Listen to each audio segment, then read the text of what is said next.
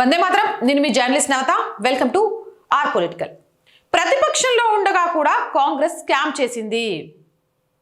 అవును, అధికారంలో ఉంటే స్కామ్స్ చేయడం చాలా ఈజీ, కానీ ప్రతిపక్షంలో ఎలా సాధ్యమైంది అంటే 1990ల చివరిలో మరియు 2000 సంవత్సరం ప్రారంభంలో సద్దాం హుసేన్ ఇరాక్పై యుఎన్ శాంక్షన్స్ విధించిన సమయంలో ఇరాకీ ప్రజలకు మానవతావాద సహాయం అందించేందుకు oil for food programme OFFP అనేది ప్రారంభించబడింది. ఈ ప్రోగ్రాం ద్వారా ఇరాన్ యుఎన్ ఆమోదంతో తన చమురును ఎగుమతి చేసి ఆ డబ్బుతో తన ప్రజలకు ఆహారం, మందులు, ఇతర అవసర సరుకులను దిగుమతి చేసుకోవచ్చు. ఈ ప్రోగ్రాం ద్వారా సద్దాం హుస్సేన్ ప్రభుత్వం తమకు మరియు ఎదుటివారికి కూడా లబ్ధి కలిగేలా ప్రపంచంలో పలువురు రాజకీయ నాయకులతో, పారిశ్రామికవేత్తలతో ఒప్పందాలు కుదుర్చుకొని భారీ లంచాలు నొక్కేశారు. ఈ స్కామ్ మీద 2005లో యుఎన్ మాజీ America federal reserve chairman Paul Volcker నేతృత్వంలో నియమించిన స్వతంత్ర దర్యాప్తు సమితి ఈ ప్రోగ్రాంలో జరిగిన భారీ అవినీతిని వివరంగా బయటపెట్టింది. ఈ రిపోర్టు ప్రకారం సద్దాం హుస్సేన్ ప్రభుత్వం 1.8 బిలియన్లు అక్రమ ఆదాయం సంపాదించింది. ఇందుకు 2200కి పైగా కంపెనీలు మరియు ప్రముఖ రాజకీయవేత్తలు సహకరించారని ఆరోపణలు వచ్చాయి. 2005 అక్టోబర్లో విడుదలైన వాల్కర్ కమిటీ ఫైనల్ రిపోర్ట్లో భారతదేశానికి సంబంధించిన ఆరోపణలు ప్రధానంగా ఒక అనుబంధంలో ఇచ్చారు. ఎనాక్జర్లో దాని ప్రకారం కె నట్వర్ సింగ్ 2005లో యూపీఏలో అప్పటి విదేశాంగ మంత్రి మరియు కాంగ్రెస్ పార్టీని నాన్ కాంట్రాక్టువల్ బెనిఫిషియనర్, ఒప్పందం లేని లబ్ధిదారులుగా పేర్కొన్నారు. అంటే నట్వర్ సింగ్ కు మరియు కాంగ్రెస్ పార్టీకి ముడుపులు ముట్టాయి అని వాల్కర్ కమిటీ పేర్కొంది. స్విట్జర్లాండ్కి చెందిన మాస్ ఫీల్డ్ ఏజీ అనే ఆయిల్ ట్రేడింగ్ కంపెనీ ఇరాక్ నుంచి చమురు ఎగుమతి చేసినట్లు, ఇందులో కొంత భాగం నట్వర్ సింగ్ మరియు కాంగ్రెస్ పార్టీ పేరుతో అలాకేషన్ జరిగినట్లు పేర్కొన్నారు. నట్వర్ సింగ్ పేరుతో సుమారు 4 మిలియన్ బ్యాలర్ల చమురు, కాంగ్రెస్ పార్టీ పేరుతో మరో 4 మిలియన్ బ్యాలర్స్ కేటాయించబడిందని రిపోర్ట్లో ఉంది.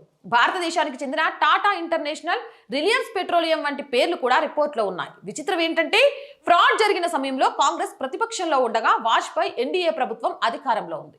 ఇక కాంగ్రెస్ అధికారంలో లేకపోయినా స్కామ్ ఎలా జరిగింది? ఇలాంటి డౌట్స్ చాలా మందికి వస్తాయి కదా, అది కూడా చెప్తా వినండి.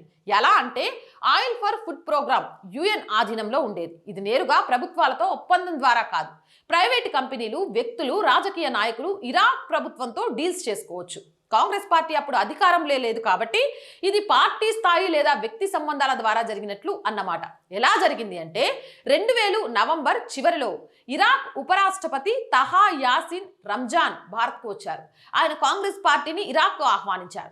దీని ఆధారంగా జనవరి 17 నుంచి 24 వరకు 2001లో నట్వర్ సింగ్ నాయకత్వంలో కాంగ్రెస్ డెలిగేషన్ ఇరాక్ వెళ్ళింది. ఈ డెలిగేషన్లో పి శివశంకర్, ఏఆర్ అంటూలే వంటి మాజీ మంత్రులు, అనిల్ మథురాని అప్పటి కాంగ్రెస్ నాయకుడు, నట్వర్ సింగ్ కుమారుడు జగత్ సింగ్, ఢిల్లీ ఎక్స్పోర్ట్ అండ్ లీవ్ సెహగాల్ వంటి వారు ఉన్నారు. బహుశా ఆ టైంలో చర్చలు జరిపి స్కామ్ కి బీజం వేశారు. స్కామ్ కాంగ్రెస్ ప్రతిపక్షంలో ఉండగా జరగ్గా స్కామ్ బయటపడటం 2004లో లెఫ్ట్ సహకారంతో ఏర్పాటు కాబడ్డ సోనియా యూపీఏ ప్రభుత్వం సమయంలో బయటపడింది. యూపీఏ ప్రభుత్వం 2005 నవంబర్ 7న మాజీ చీఫ్ జస్టిస్ ఆర్ఎస్ పాఠక్ నేతృత్వంలో జ్యుడిషియల్ ఎంక్వైరీ ప్రకటించింది. ఈ విచారణ నట్వర్ని, అతని కొడుకును దోషులుగా పేర్కొని కాంగ్రెస్ పార్టీకి క్లీన్ చిట్ ఇచ్చింది. దీనిపై బాగా రాజకీయ దుమారం లేవగా నట్వర్ సింగ్ తన మంత్రి పదవికి రాజీనామా చేశారు. మొత్తంగా వాల్కర్ రిపోర్ట్ ఒక ప్రపంచ స్థాయి అవినీతి విచారణలో భారతదేశాన్ని కూడా లాగింది. మరి దీనిపై మీ అభిప్రాయం కామెంట్ సెక్షన్ లో పెట్టండి. అండ్ రోజు చెప్పేదేనండి, R group of channels, R voice, R political, R Sanskriti, ఈ 3 మన ఛానల్స్ ఏనండి. So please subscribe our channels. Content బాగుంది అనిపిస్తే లైక్ చేయండి, షేర్ చేయండి, అండ్ మీ అభిప్రాయాల్ని కామెంట్ రూపంలో తెలియజేయండి. ఇది ఫస్ట్ వీక్, మనకు ఆఫీస్ మెయింటెనెన్స్ కోసం చాలా ఖర్చులు ఉంటాయి. సో ప్లీజ్ మీకు తోచిన ఆర్థిక సహాయాన్ని చేయడం ద్వారా ఈ ప్రాబ్లమ్స్ నుంచి మమ్మల్ని బయటపడేయడంలో మాకు సపోర్ట్గా నిలవండి. ఆర్థికంగా సపోర్ట్ చేయాలి అంటే సబ్స్క్రిప్షన్ పక్కనే జాయిన్ అనే బటన్ ఉంది. 1 to 5 లెవెల్స్ ఉన్నాయి. ఏదో ఒక లెవెల్లో సపోర్ట్ చేయండి. స్క్రీన్ మీద గూగుల్ పే, ఫోన్పేతో పాటు అకౌంట్ డీటెయిల్స్ ఉన్నాయి. మీకు తోచిన సహాయాన్ని అందించండి. వ్యాపార ప్రకటనల కోసం 8328500576 నెంబర్ని సంప్రదించండి. జై హింద్, జై భారత్.